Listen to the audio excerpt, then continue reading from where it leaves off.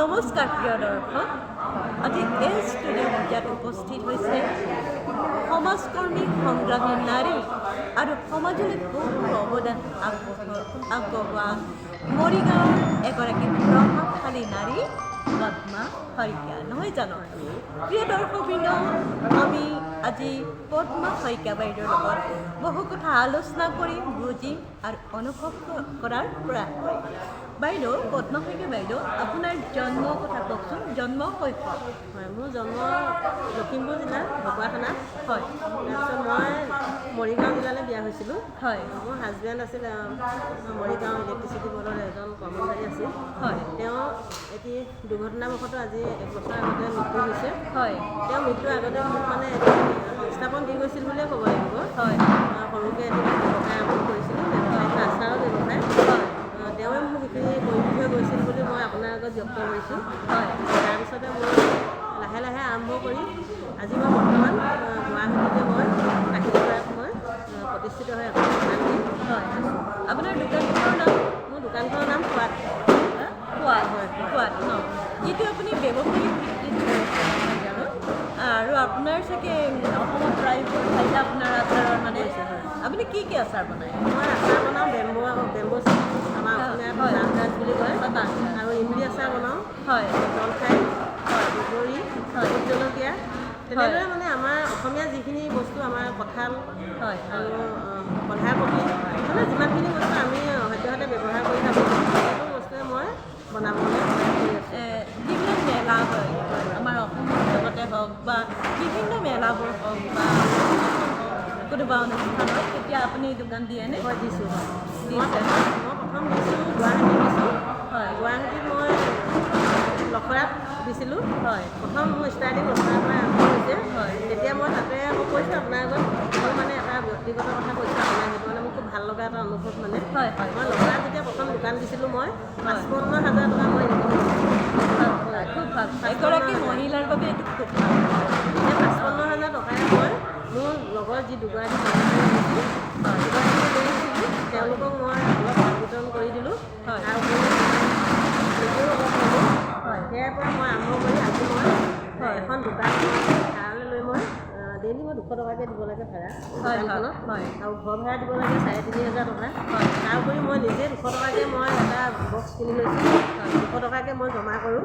তাৰ উপৰিও মোৰ খোৱা বোৱা আছে, গুৱাহাটীত পানী কিনিব লাগে, সকলোখিনি মই নিজে হয়। প্ৰিয় দৰ্শকবৃন্দ, আমি নাৰী সবলীকৰণৰ বিষয়ে আমি কৈ থাকোঁ, নহয় জানো?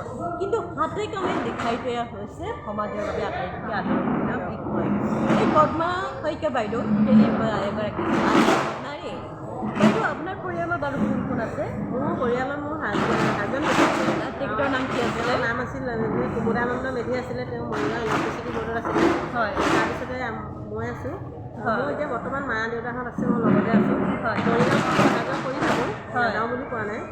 আজি অলপ দিনৰ আগত মই মৰিগাঁৱত গৈ মোৰ দেওভাগৰ বছৰীয়া কৰ্মখিনি মই কৰি থৈ আহিছোঁ। আৰু তাৰ মাজতে মই এজন গুৱাহাটীত সফল হোৱা আঁৰত মোৰ এজন ব্যক্তি আছে। তেওঁৰ নামটো নগ'লে মোৰ ভুল হ'ব। তেওঁৰ নাম হৈছে শিল্পী হয় তেওঁ, বৈকুণ্ঠ প্ৰিন্স পাঠক।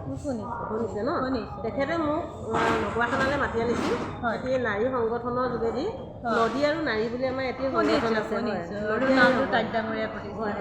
নদী আৰু নাৰীত মই অংশগ্ৰহণ কৰিছোঁ। সুন্দৰভাৱে তেওঁ মোক প্ৰতিষ্ঠিত কৰিছে বুলি মই কৈছোঁ। মোৰ ঘৰৰ মানুহতকৈ অৰিহণা তেওঁ বেছি আছে, কাৰণ মোৰ হাজবেণ্ড ঢুকোৱাৰ পিছত মোক যিটো ইনকমৰ পথ নাই, তেখেতে মোক এটি ইনকম কৰিবৰ কাৰণে মোক ৰাস্তা দেখাই দিছে গুৱাহাটী চহৰত।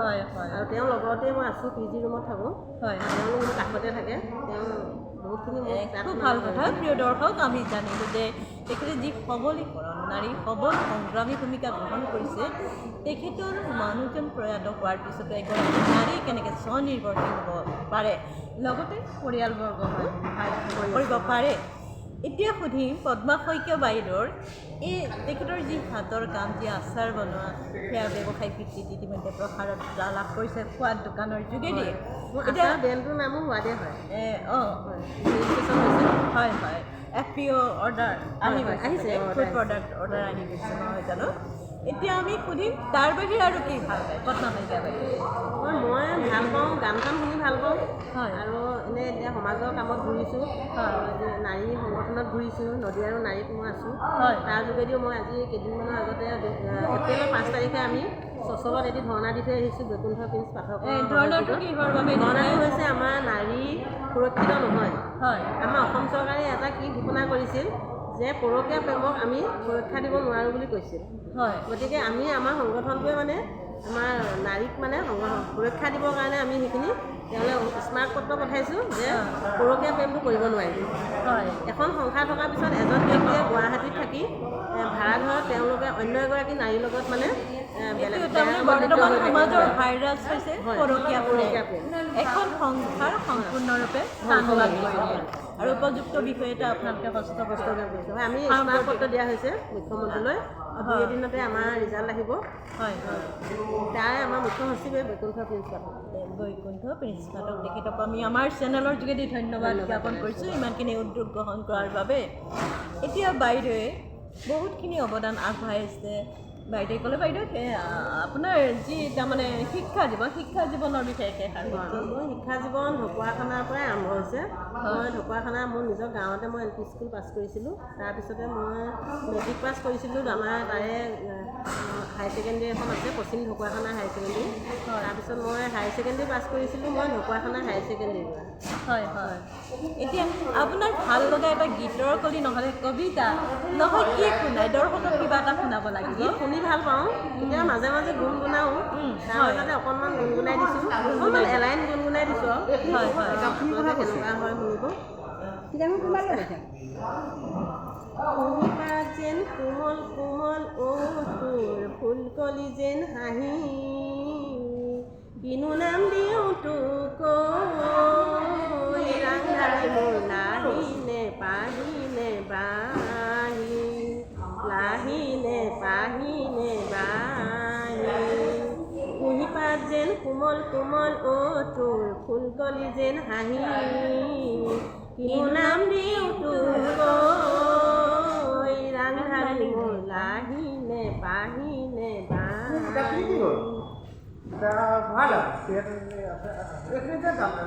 প্ৰিয় দৰ্শকবৃন্দ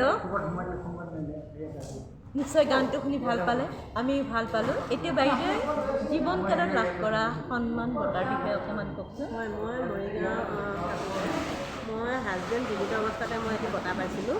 হয় সাহসী নাৰী বঁটা আমাৰ মহাশয় প্ৰকাশন পৰিষদে দিছিলে। সাহসী নাৰী বঁটা মই পাইছোঁ আৰু বৰ্তমানে আজিও তেওঁলোকে এটি মোক বঁটা দিছে 2025 সাহসী নাৰী বঁটাই দিছে।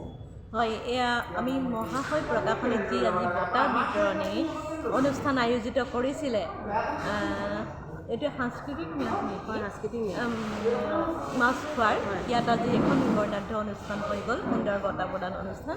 বাইদেউ সেয়া গৌৰৱপূৰ্ণ বঁটা লাভ কৰিলে। আমি বাইদেউৰ সদায় ভালে থাকক, ভগৱানে তেওঁক সদায় সুস্থ ৰাখক, কুশল কামনা কৰিছোঁ। আজি ইণ্টাৰভিউ ইমানতে সময়। আপোনাকো মোৰ ফালৰ পৰা ৰঙালী বিহুৰ শুভেচ্ছা জনাইছোঁ আৰু আপুনিও ভালকৈ থাকক। আপুনিও এগৰাকী প্ৰতিষ্ঠান মানুহ, আপোনাক লগ পাই মোৰ ভাল লাগিলে। আজি এই সাক্ষাৎকাৰটো দিবলৈ পাই মোৰ খুব ভাল লাগিলে। ইমানতে সামৰণি মাৰিছোঁ। ধন্যবাদ বাইদেউ। কিতাপ শুনি